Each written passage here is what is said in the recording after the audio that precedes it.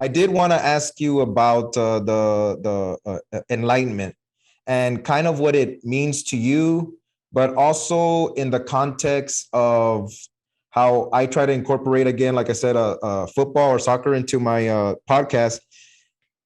When I watched the replays of Maradona playing, Oh yeah, I thought, when you see him, and I'm thinking this is what people were watching, was that when he had actually when he walked into the field or the pitch, that it was like if he was in a Zen state of mind, or he was in, like, it's kind of crazy how he can kiss the ball with his feet. I'm not sure the years. Did you get to see like Maradona like on the TV? Like, what was the culture around the Maradona time? Because I just finished watching he had a documentary show kind of, and the whole Italy part of his run there was interesting. Can you kind of talk about how, I don't know, I guess a little bit of the Maradona, but in the context of like the Enlightenment, or what it takes for somebody to have that kind of mentality to perform at the highest level, I guess, of your craft, yeah. Maradona was I was a kid when Maradona went to play for Napoli and did phenomenal there. He won an Italian title. He did great, right? He was, because he was a god of the game.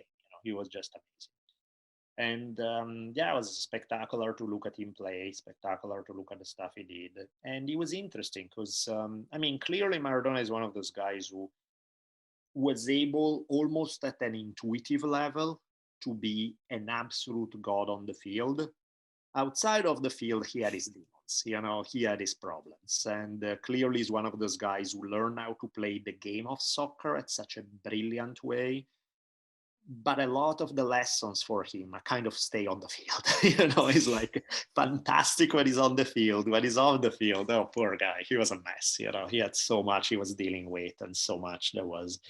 And I think that's the thing that fascinates me about certain paths. Is like anything you can become good at, you can learn lessons that are for that field, but you can also learn lessons that if you're able to take them out of the field and apply them to the rest of life, they can enrich in the rest of your life, not just when you're on the field. So being a great player, or being a great fighter, or being a great whatever, doesn't even matter what we're talking about.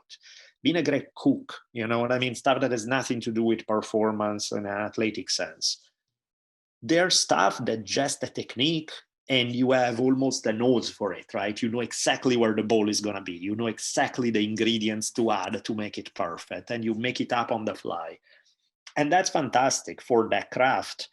But then my idea would be like, can we, because there are principles that you, like all the great ones, follow, whether knowingly or unknowingly in their field of choice.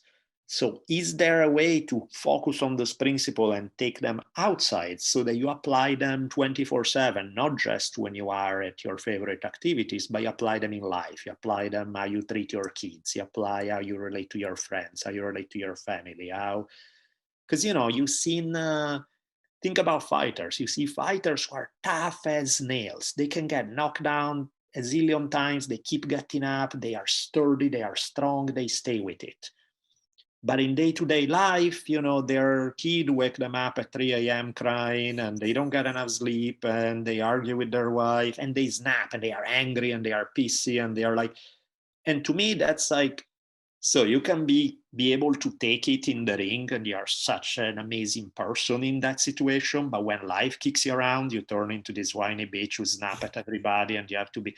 That's not strength. You know what I mean? It's like you're super strong in one field, but you haven't learned how to apply it to the rest of your life.